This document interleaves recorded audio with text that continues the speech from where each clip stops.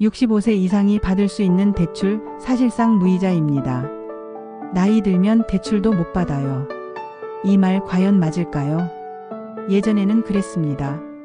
60세만 넘으면 은행에서는 대출을 꺼려했고 소득이 없다는 이유로 한 푼도 나오지 않던 게 현실이었죠. 그런데 요즘은 다릅니다. 국가도 알고 있어요. 노년에도 돈이 필요하다는 걸요.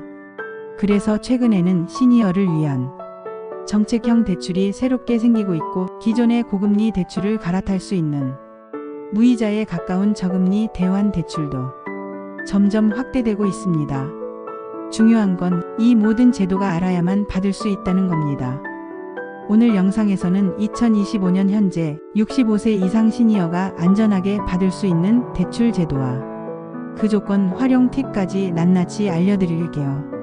먼저 가장 대표적인 건 바로 주택연금입니다.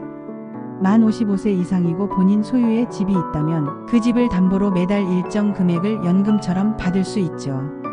2025년 기준 시가 9억 원 이하 주택이면 신청 가능하고 부부 중 한 명만 55세 이상이면 됩니다. 중요한 건 이거예요. 내 집에 계속 살면서도 돈을 받을 수 있다는 겁니다. 팔지도 않고 나가지도 않고요. 그리고 사망 시에는 상속인들이 상환하되 집값 이상으로 갚지 않아도 되기 때문에 리스크도 제한적입니다. 두 번째는 고령자 생활안정자금대출입니다. 한국주택금융공사에서 운영하는 이 상품은 60세 이상 소득 없는 고령자도 보유주택을 담보로 생활자금을 대출받을 수 있게 설계되어 있습니다. 금리는 3%대 초반이고 신용등급보다는 주택의 가치가 기준입니다.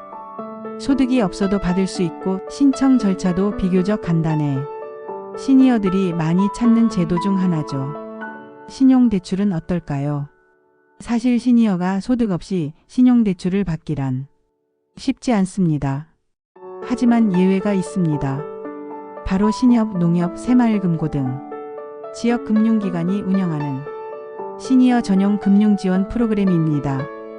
예를 들어 2025년 현재 일부 신협에서는 65세 이상 기초연금 수급자에게 연금 수령 내역을 바탕으로 1에서 2%대 초저금리 신용대출을 제공하고 있습니다. 조건은 매우 단순해요. 연금을 3개월 이상 같은 계좌로 받고 있을 것. 대출금은 생활비나 의료비 용도일 것. 이 두 가지만 충족되면 담보 없이도 무이자 수준으로 돈을 빌릴 수 있습니다. 또 하나 주목할 건 햇살론 유스와 유사한 형태로 시니어 햇살론이 시범 운영되고 있다는 사실입니다. 고령자 중에서도 소액이 급히 필요한 분들을 위한 상품으로 최대 1,000만 원 한도 내에서 정부가 이자를 지원하는 방식이에요. 실제로 부담하는 금리는 1~2% 수준에 불과한 경우도 있습니다. 이쯤 되면 어떻게 신청하느냐가 궁금하시겠죠? 주택연금은 한국주택금융공사 고객센터 1688-8114나 공사 홈페이지에서 시뮬레이션을 돌려본 뒤 온라인 또는 대면으로 신청하실 수 있어요. 생활안정자금 대출도 같은 공사에서 진행하니 방문이나 전화 신청이 가능합니다. 신협, 농협 등 지역 금융기관 대출은 가까운 지점의 연금통장과 신분증을 들고 방문하면 되고 일부 지역은 복지센터에서 연결도 해줍니다. 주의할 점은 상품 이름이 지점마다 다를 수 있다는 것. 그래서 상담받을 때 시니어 대상 신용대출 상품이 있나요? 라고 직접 물어보시는 게 좋아요. 그리고 어떤 제도든 신청 전에는 본인의 금융 상황을 정확히 파악하고 무리 없는 수준에서 대출을 활용하셔야 합니다. 나이가 들수록 대출이 어려워지는 건 맞습니다. 하지만 동시에 정부와 금융기관은 고령자의 삶을 위해 새로운 제도와 지원을 계속 만들고 있습니다. 그런데 이건 기다린다고 찾아오지 않아요. 찾아보고 묻고 신청해야만 내 것이 됩니다. 오늘 영상에서 소개한 대출 제도들 주변 분들과도 꼭 공유해주세요.